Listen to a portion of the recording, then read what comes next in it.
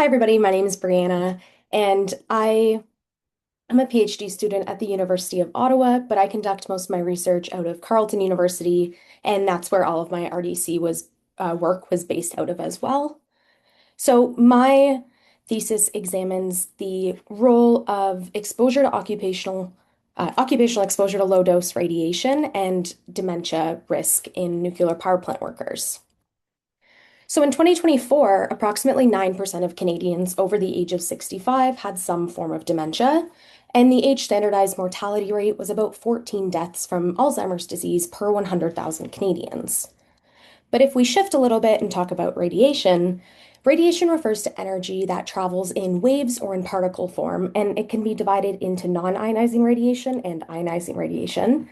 Non-ionizing radiation is generally considered to be safe due to its low energy levels, whereas ionizing radiation has much shorter wavelengths and very high energy levels, meaning it has enough energy to remove an electron from an atom or ionize the electron. This process can damage or alter cells in our body, and that's why ionizing radiation is considered harmful to our health.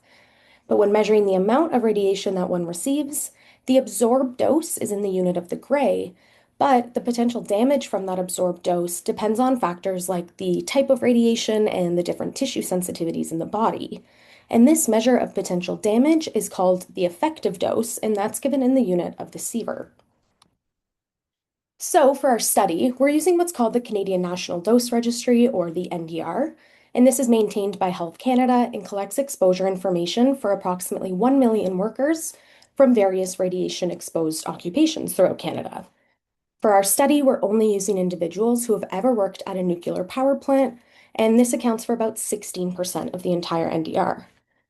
As you can see in the graph above, the nuclear sector has the highest radiation exposures on average, but even these mean annual doses are just above 1 millisievert, which is quite low, and it's still below our annual background radiation level for Canada, which is about 1.8 millisieverts.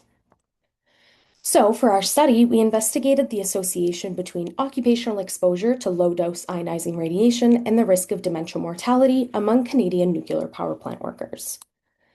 To do this, in 2023, Statistics Canada conducted a probabilistic record linkage, which linked NDR workers to Canadian national mortality using the CVSD, using personal identifiers such as surname, date of birth, and social insurance numbers.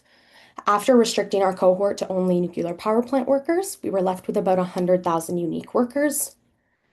We used ICD-10 codes to identify dementia mortality, whether that was listed as the underlying cause of death or as one of the 20 contributing causes of death that's listed on a death certificate.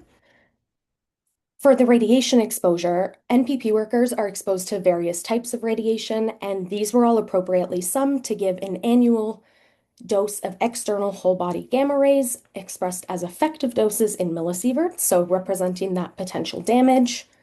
These annual doses were then summed together to provide a lifetime cumulative exposure, which was lagged 10 years in the analysis and used in a time-dependent manner.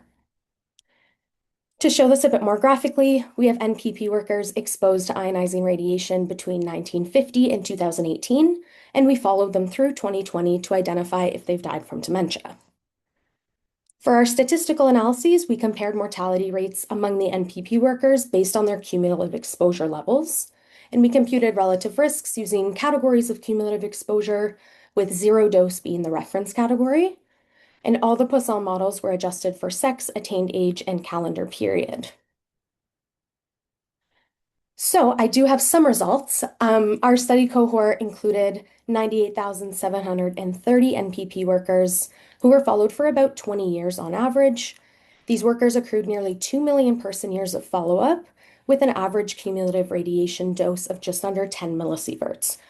You can see on the right that the dose distribution is quite heavily left skewed, with about 50% of our cohort receiving no exposure. So we're dealing with pretty low exposures here. From our internal cohort comparison, we found modest evidence that low-dose ionizing radiation increases the risk of dementia mortality, regardless of how it was listed on a death certificate. Most of these risks were not statistically significant, but it could be due to power issues because of the small number of deaths in the cohort. The findings from this study differ from what we did using only the nuclear power plant workers in Ontario using incident outcomes, and where we found a very strong positive association. But definitely more work will be conducted to understand these differences. And I just want to say thank you for allowing me to present, and I'm happy to take any questions. Great. Thank you so much.